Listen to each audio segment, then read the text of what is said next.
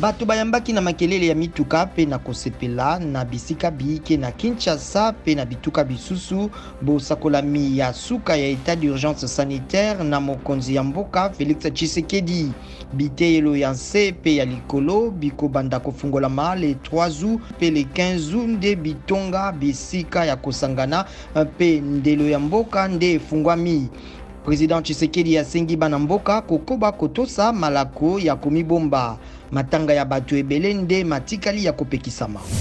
Ministre wa Yambo asengi bokutani na Président Félix Tshisekedi po etali mikano mitiaki bakonzi ya sika na mampinga misalami ya bosembo pe ba agence nzike ya leta misakolamaki na bozangi manzaka na ye lokola mokambi ya mbulamatari.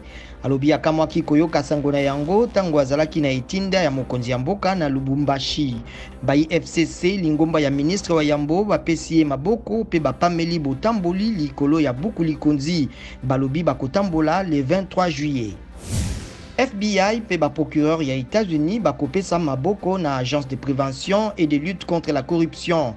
Ambassadeur ya États-Unis Mike Hammer apesaki elaka yango na bakambi président Tshisekedi auti kotia na bokambi misala miye mikelamaki kalate na ekolo Congo démocratique. Donald Trump andimi ete Covid ezali kokende na kokoma mabe makasi na États-Unis kasi ekozonga malamu nsima. Asengi mingi penza na bilenge komibatela komipekisa bisika ya bato mingi.